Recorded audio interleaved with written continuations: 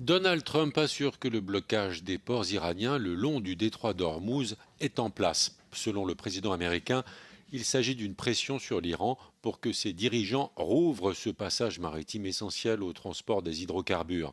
L'annonce du blocage américain s'est traduite sur les marchés par une remontée immédiate des cours du brut. Donald Trump accuse l'Iran de prendre l'économie mondiale en otage, mais le président américain assure néanmoins que les Iraniens souhaitent fortement parvenir à un accord.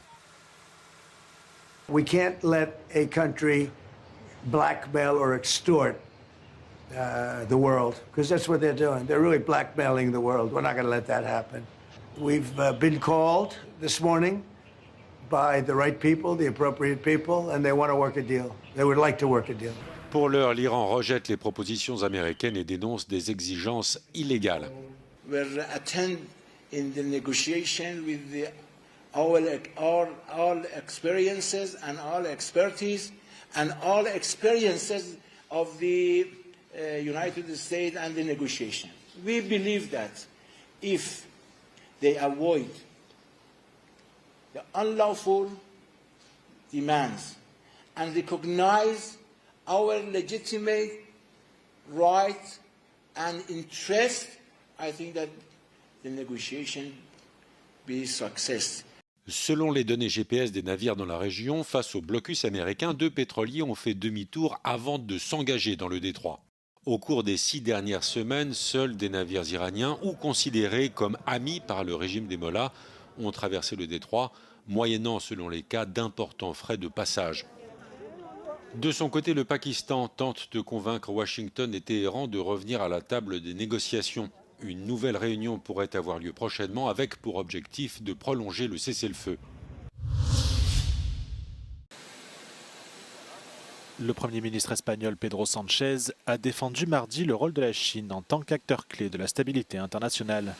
En visite officielle à Pékin, il a également annoncé 19 nouveaux accords bilatéraux qui visent à renforcer les relations économiques entre les deux pays. Après sa rencontre avec le président chinois Xi Jinping, Pedro Sánchez a confirmé l'ouverture d'un dialogue stratégique avec Pékin. Et il a appelé la Chine à accentuer sa coopération avec l'Europe. He tenido la oportunidad de comentar con el presidente Xi las reformas que nuestro sistema multilateral necesita para reconocer de mejor manera la realidad multipolar del mundo de hoy.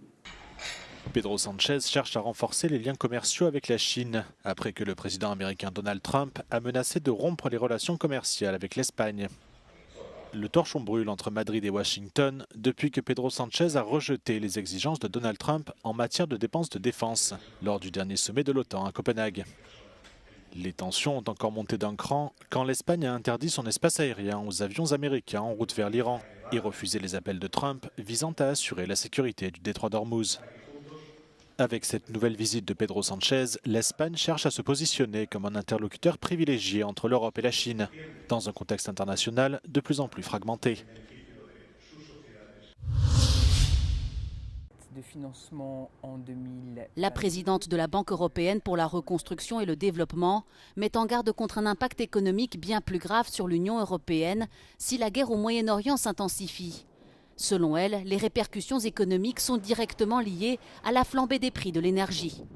With a barrel, oil barrel at $100 per barrel for a long period of time, the impact on the growth on our countries of operation is minus 0.4, so a drop of growth of 0.4% and an increase of inflation of around 1.5%.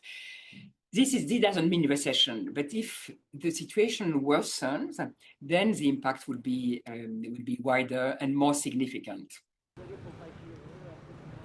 La semaine dernière, la BERD a annoncé son intention d'injecter 5 milliards d'euros d'investissement en 2026 dans les pays du Moyen-Orient touchés par les répercussions économiques du conflit.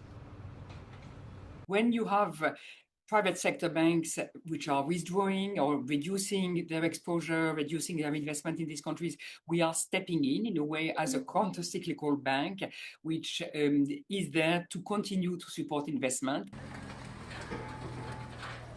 Ces mesures se concentreront sur les économies directement touchées par le conflit, telles que l'Irak et le Liban, ainsi que sur les pays voisins comme l'Égypte. Après la victoire de Péter Magyar sur Viktor Orban aux élections législatives hongroises dimanche, le ministre ukrainien des Affaires étrangères salue un résultat positif et européen. Ми сподіваємося, що це відкриє нову сторіночку в наших двосторонніх відносинах з Угорщиною. Ми налаштовані на... Nombre d'observateurs estiment que Budapest pourrait désormais cesser de bloquer les initiatives européennes de soutien à l'Ukraine. З'являється інформація про те, що новий уряд швидше за все розблокує кредит для України на 90 мільярдів євро, а також не буде блокувати новий пакет антиросійських санкцій. Причому робити він це буде з цілком прагматичних міркувань. Мадяр ще перед виборами оголошував про те, що його головна мета – це відновлення відносин з Європейським Союзом, розблокування всіх коштів, які були виділені Європейським Союзом, але заморожені через політику уряду Орбана. Après la perte de Viktor Orban, son meilleur allié au sein de l'Union européenne, le Kremlin dit s'attendre à des relations pragmatiques avec le nouveau gouvernement hongrois. Une réaction très mesurée qui traduit bien l'embarras qui règne désormais à Moscou. Greenpeace a averti qu'un effondrement potentiel de l'abri anti-radiation interne de la centrale nucléaire désaffectée de Tchernobyl pourrait déclencher un rejet catastrophique de radioactivité dans l'environnement. Cet avertissement intervient quelques jours avant le 40e anniversaire de la catastrophe de Tchernobyl. Le 26 avril 1986, un réacteur de la centrale a explosé, libérant des nuages radioactifs sur une grande partie de l'Europe, dans ce qui reste une des pires catastrophes nucléaires de l'histoire. À la suite de l'accident, une structure interne en acier et en béton a été construite autour du réacteur détruit afin d'empêcher de nouvelles fuites radioactives.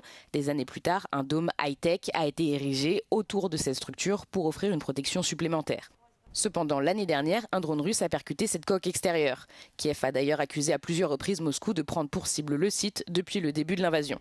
Des travaux ont pu être organisés sur le bouclier extérieur de protection. Cependant, selon Greenpeace, celui-ci n'a pas encore été entièrement réparé. L'organisation a désormais averti que cela augmentait le risque de rejet de radioactivité, en particulier en cas d'effondrement de la structure interne. Mais la poursuite des travaux sur le site a été entravée par les attaques russes en cours. Le coût de réparation du dôme est aussi un enjeu. Sa réparation nécessite près de 500 millions d'euros. Outre l'avertissement de Greenpeace, le directeur de la centrale a également averti que si un missile venait à tomber près de l'installation, la structure risquerait de s'effondrer sous l'impact.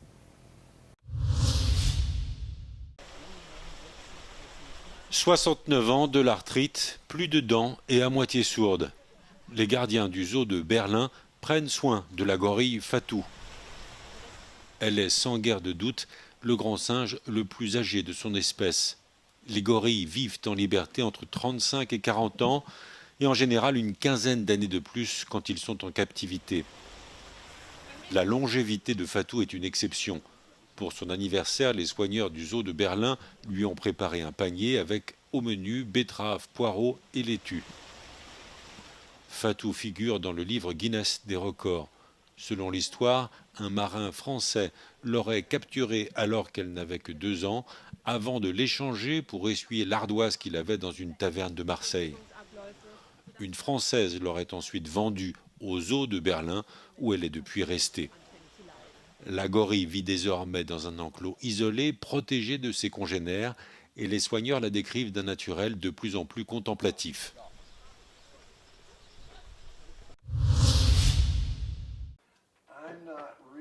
Un trésor du cinéma oublié dans une malle depuis plus d'un siècle. Bill McFarland était loin de se douter du secret que contenaient les bobines en noir et blanc qui prenaient la poussière dans le grenier familial. My great-grandfather left a trunk of, this trunk over here, of 10 reels of black and white, silent, nitrate films, and nobody that I know in the family ever knew what was on them. Il a alors fait appel aux archivistes de la bibliothèque du Congrès de Culpeper en Virginie. Le début d'un long processus de restauration et d'identification des pellicules, très endommagées par endroits. Finalement, le verdict tombe, l'une des bobines contient un film perdu de Georges Méliès. Intitulé Gugus et l'automate, ce film de 45 secondes a été réalisé en 1897, 2 ans seulement après la première projection cinématographique des Frères Lumière. So he starts looking, and George recognized George. He's like, oh, that's George. And then he saw the star on the pedestal, And so he took a photograph and we sent it off to an expert, and within the day got back to us saying that, congratulations, you found a lost Méliès film. Georges Méliès est né en 1861 dans une riche famille. Mais peu intéressé par le commerce de chaussures de son père, il délaisse l'entreprise familiale pour se consacrer à la magie. Fasciné par le cinématographe, Georges Méliès réalisera ensuite plus de 520 films, dont le célèbre Voyage dans la Lune, l'un des premiers films de science-fiction. Il est largement considéré comme le précurseur des trucages au cinéma. One day, the legend goes, one day he was shooting a parade and his camera jammed. So he had to stop and get the film freed, and then he continued shooting. And when he got his film back and he watched it, the parade was moving along, and it was like soldiers parading along, and all of a sudden, right in the middle of the shot, it switched to a hearse going by. And he realized that by stopping the camera and starting again, he could create this effect, this sort of time effect. Enfin sorti de l'ombre, le film Gugus et l'automate est désormais disponible sur le site de la Bibliothèque du Congrès.